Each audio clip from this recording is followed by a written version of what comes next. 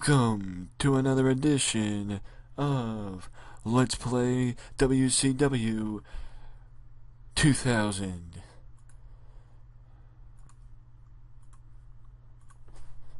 And oh boy, is it weird for me to say that, because for the last roughly 6 months, I've either said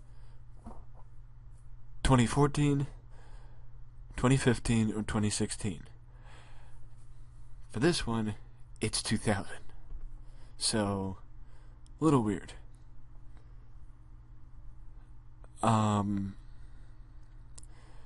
As far as the series goes, at this point I'm unsure of where I want to go with it.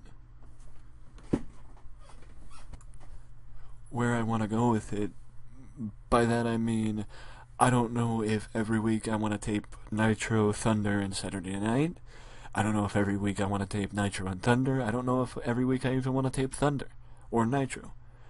I think it really depends on storyline-wise how important or relevant to storylines each and every show are, and maybe at the beginning they might be more relevant at the than they are in the middle, or maybe they're more relevant at the end. Who knows? I can't tell you for the entirety of this Let's Play series that every show is going to be necessarily recorded. But what I can tell you is that for at least the first month, every show is going to be one that you don't want to miss, because every show will be action-packed and a heck of a lot better than what you saw in real life. But maybe, just maybe, I'm a little bit biased. So, don't take my word for it. Let me know yours down in the comment section. Well, of course I had to play the card before we started the video. So, let's get into the video.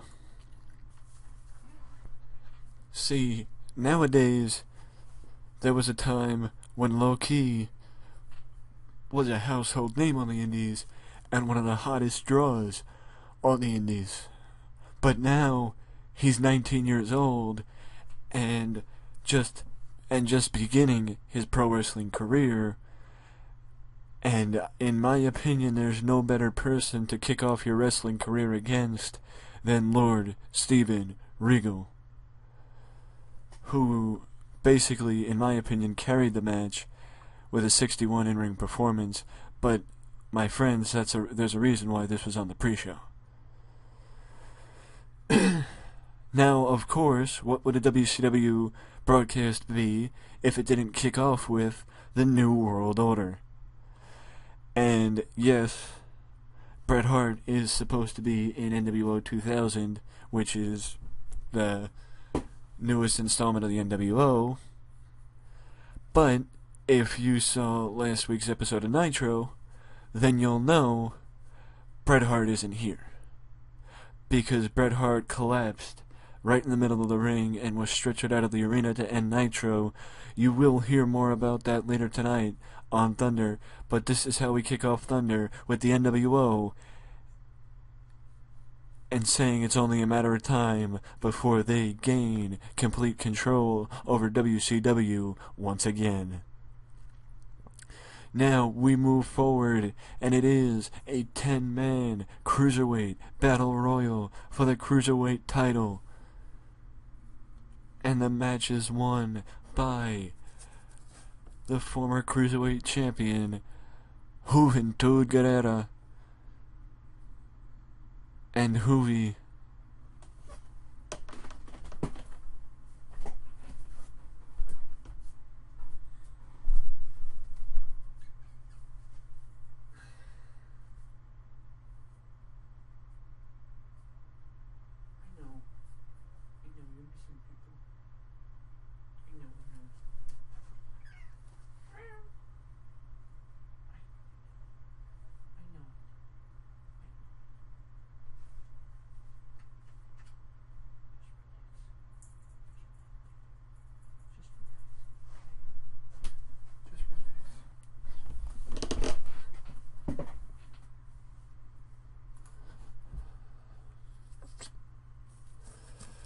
and Hoovy also would gain the most eliminations over the course of the match.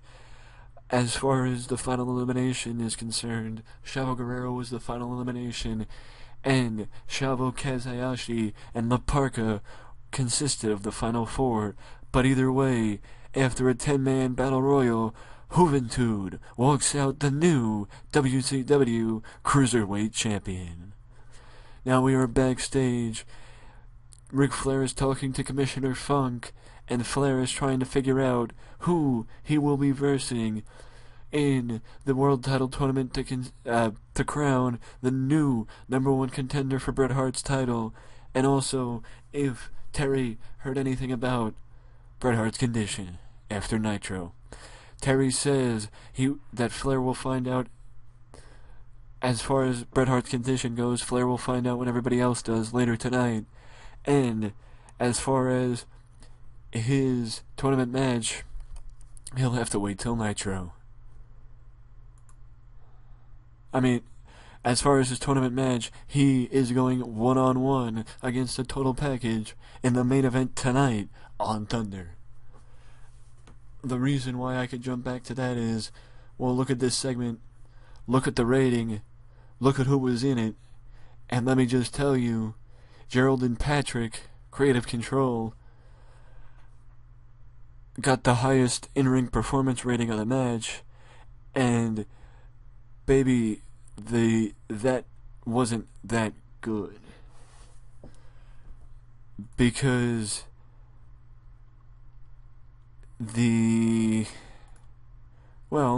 basically, their rating was a 38. So you tell me why that isn't that good. Now we head to the next segment, the middle of the show, as it becomes a clusterfuck down in the ring, as Steiner, Savage, DDP, Jeff Jarrett, Ric Flair, and Scott Steiner argue over who will win the #1 contender honors and face Bret Hart for the WCW World Heavyweight Championship. And you also hear an extra shot taken by Randy Savage, as well as an extra shot is taken at Rick Steiner by Randy Savage due to Rick and Randy's match later tonight on Thunder, which goes right along with Ric Flair versus the Total Package, as 2 tournament matches will take place tonight here on Thunder. And now we move right to the video package, displaying exactly what happened last week, or this past Monday night on Nitro, when, Bret Hart collapsed in the middle of the ring following his match against Eddie Guerrero. Now, at this point, there had been rumors that Bret Hart suffered a concussion against Goldberg at Starrcade, following a stiff kick by Goldberg about halfway through the match, but nobody knew just how serious the injury may have been. And this is exactly what you hear from, I believe, Tony Schiavone, because I don't really remember who's in the booth, but I believe it's Tony Schiavone, Eric Gargiulo, and Larry Zbyszko. If that's the case, I would tell Tony to give the update and say that what I just said, and continue to say that Hitman has been sent home and will remain home under doctor's orders until further notice. This Monday night on Nitro, we will find out the future of the WCW World Heavyweight title, and also get another update as to how long it will be until Bret Hart is able to return to WCW. All 3 of them say, "Best of luck, Bret. We hope to see you back here soon." As we continue with the show, And we move forward. It is Disco Inferno versus Vampiro. And Disco defeats the Prince of Darkness, as I like to call him, with a handful of tights. So you gotta know, if you know anything about Vampiro, that Vampiro is not happy about losing to Disco, especially with such an underhanded finish. But that doesn't stop Disco from celebrating his victory before he darts out of the ring and up the stage, running as fast as he can away from Vampiro. For those of you who don't know or may not be aware, Vampiro is the same Vampiro who actually is on Lucha Underground as an announcer. Now that that's out of the way, let's move forward with the show. This segment actually got as good as I thought it would. If you remember last week on Nitro, of course, because what other show could I be recollecting?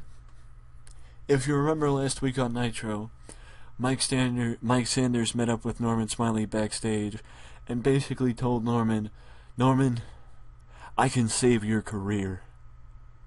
All you have to do is give me a chance to do it. And he gave him a business card. Little did we know, Norman threw away the business card.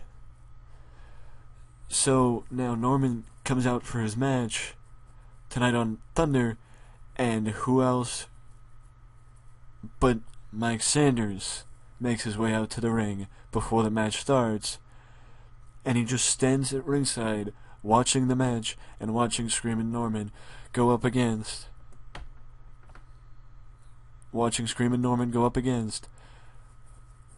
Van Hammer.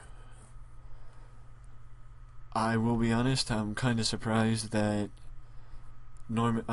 Tony and Larry basically suck together on commentary. I thought they would be a little bit better. So I'm gonna have to change the commentary team, but that's also gonna interfere with the rest of the show because the commentary team does play a part in the final rating of the match, and I think that's why the match got a little bit worse than I thought it would have. Now, after the match, and Mike sees that Norman got the victory, Mike goes into the ring again, starts just talking with Norman. The camera does not pick it up, but we do see Mike hand Norman something, and we assume Mike is handing Norman another business card. Mike finally gets Norman to take it, and Mike walks away. He looks back at Norman and tells him, "Call me," making the hand motion to call him, and basically get his life in order, or maybe get his career in order. Now we head backstage as Mean Gene Okerlund is standing by with the dog-faced gremlin Rick Steiner. And Rick has this to say about his match later tonight against Randy Savage. He says, "You know something, Gene? Nobody thinks that I am worth a dime as far as this match goes, because nobody thinks that the dog-faced gremlin can do it. Nobody thinks that I can do anything without a partner. I'm here to prove that that is not the case. But, Gene, it is a tall order to do it against Randy Savage, but I'm up for the tall order. I'm up for it because it will help me prove that I am not joking around anymore, and I'm ready to finally do something. Randy, I'm going to take a bite out of you. Sorry. Sorry, I apologize. Jeez. I hope this is as awkward as I'm making it. Nah, what are you gonna do? Okay. In a decent match, we see Randy Savage go up against Rick Steiner.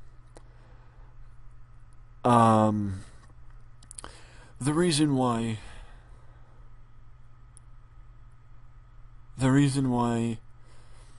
Rick lost is simple. A good story doesn't start with a win. Let's put it that way. A good story doesn't start with a win.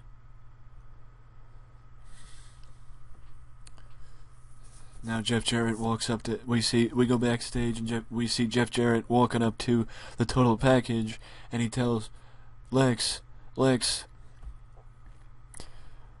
it's the year 2000. Do you feel like you have ever been given the ball in this company? You've been here for what, 4 years? 6 years? You've never been given the ball? You've never been given the chance to run with it. Hogan's not here. Sting is gone.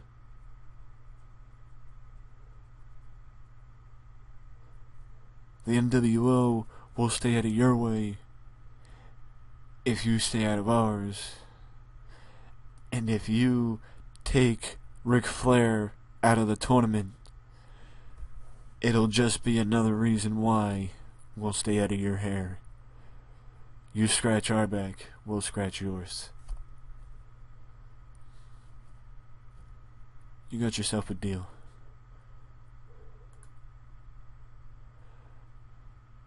Now we head back to the broadcast position where Tony, Larry, and Eric put over the fact that this Monday night on Nitro, you will see Diamond Dallas Page versus the man that you just saw with Lex Luger, Jeff Jarrett, in another round 1 tournament match to crown what could possibly be the new WCW World Champion. Because also this Monday night we will be getting an update on the condition of Bret the Hitman Hart and the future of his reign as WCW World Heavyweight Champion. There's really nothing to this match other than the fact that Bam Bam, basically gives Bam Bam the opportunity to destroy his opponent and use whatever he wants to do it. Not that Bam Bam actually ever needed help. See, he doesn't even want it because he sucks at hardcore matches. Bronco 3 doesn't, but Bam Bam does, and Bam Bam's the hardcore champion. Go figure. Now we move backstage we come back from a break, and Booker T and Stevie Ray are standing in the ring with a microphone, and they are talking about their long-standing history with the Outsiders and the fact that they are the 2 teams remaining. See, Stevie Ray says, me and my brother have been here since 1993. Me and my brother have been here since this company's infantry. We've been here since Saturday night was Nitro. Since Saturday night was the main show. Was the ratings producer. And now, 7 years later, we are still here. Things have changed. A lot of things have changed, but the one thing that hasn't is that Harlem Heat is still the WCW Tag Team Division. and Booker T jumps in to end it. Now can you dig that? Sucker!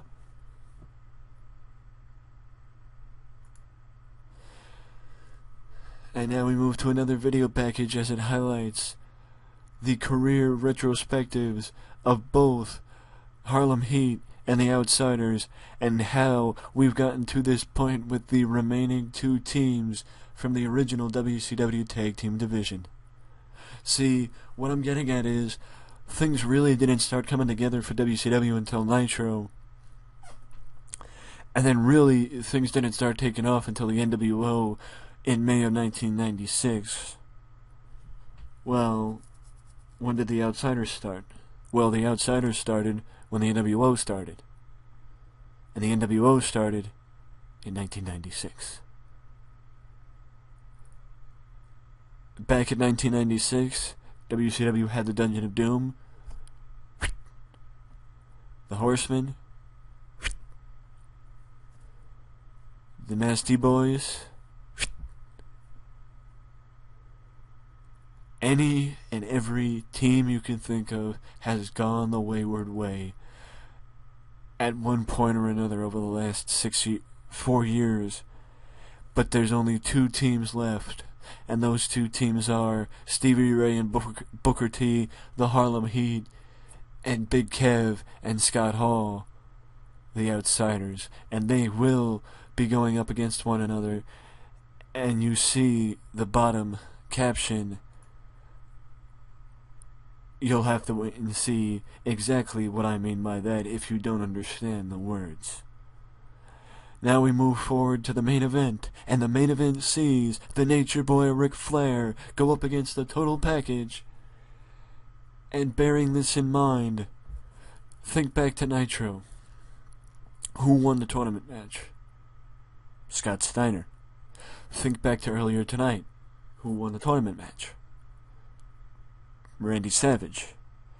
The one thing that those two have in common is that they're both heels. So that's the reason why I needed a babyface to win the match, and that's why Flair got the win over Lex Luger. So Flair is the first babyface to get a win in the World Title Tournament. And that, my friends, is exactly how we end this episode of Thunder. Bros, we ain't starting off on the right foot, as another time, yes, it's not as bad as Nitro was, but it's still bad enough that we lost popularity in 11 regions and only got a 65 on the show. I guess I need to take a better look at how I book the shows and maybe improve a little bit. Well, or I could just say this. Let me know what you guys think I can do to improve down in the comment section below. What you would have done differently. What was your favorite part of the show? What was your least favorite part of the show? Did you hate the show? Let me know all that and more down in the comment section. And I hope this video wasn't as awkward as it may have seemed. It's just that for once I was at a loss for words,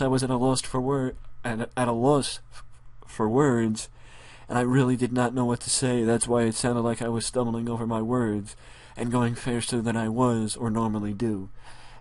And if I did make this seem awkward, I do apologize, but that shouldn't stop you from leaving a like on this video or subscribing to the channel if you enjoyed. And if you did, I'll see you in the next video. Later.